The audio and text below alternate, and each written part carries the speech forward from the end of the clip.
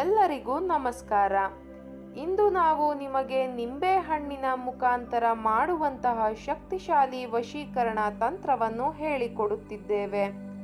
ಈ ತಂತ್ರವನ್ನು ನೀವು ಮಾಡುವುದರಿಂದ ನೀವು ಇಷ್ಟಪಟ್ಟವರು ನಿಮ್ಮ ವಶವಾಗುತ್ತಾರೆ. ಈ ತಂತ್ರ ಮಾಡುವುದು ಹೇಗೆ ಎಂದು ತಿಳಿದುಕೊಳ್ಳುವ ಮೊದಲು ತಪ್ಪದೆ ನಮ್ಮ ವಿಡಿಯೋವನ್ನು ಲೈಕ್ ಮಾಡಿ. ಹಾಗೂ ನೀವಿನ್ನೂ ನಮ್ಮ ಚಾನಲನ್ನು ಸಬ್ಸ್ಕ್ರೈಬ್ ಮಾಡಿಲ್ಲ ಅಂದರೆ ಈ ಕೂಡಲೇ ಸಬ್ಸ್ಕ್ರೈಬ್ ಬಟನ್ ಮೇಲೆ ಕ್ಲಿಕ್ ಮಾಡಿ ಮತ್ತು ಪಕ್ಕದಲ್ಲೇ ಬರೋ ಬೆಲ್ ಐಕಾನ್ ಮೇಲೆ ಕೂಡ ಕ್ಲಿಕ್ ಮಾಡಿ.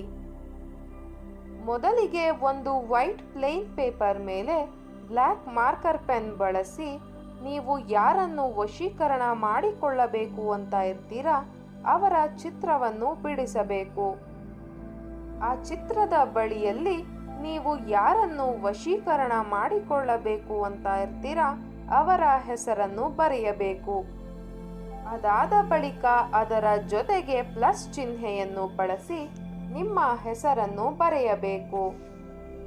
ಅದಾದ ಬಳಿಕ ನಿಂಬೆಹಣ್ಣಿನ ಮೇಲೂ ಸಹ ನೀವು ವಶೀಕರಣ ಮಾಡುವವರ ಹೆಸರು ಅದರ ಜೊತೆಗೆ ಪ್ಲಸ್ ಚಿಹ್ನೆ ಬಳಸಿ ನಿಮ್ಮ ಹೆಸರನ್ನು ಬರೆಯಬೇಕು.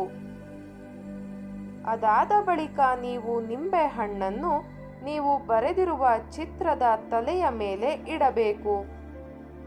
ಚಿತ್ರದಲ್ಲಿ ಬರೆದಿರುವ ತಲೆಭಾಗ ಹಾಗೂ ನಿಂಬೆಹಣ್ಣು ಒಂದಕ್ಕೊಂದು ತಾಕುವಂತೆ ಇಡಬೇಕು ವೀಕ್ಷಕರೇ. ತಲೆಗೆ ತಾಕಿಸಿದ ಬಳಿಕ ಕಾಲಿಗೂ ಕೂಡ ತಾಕಿಸಬೇಕು.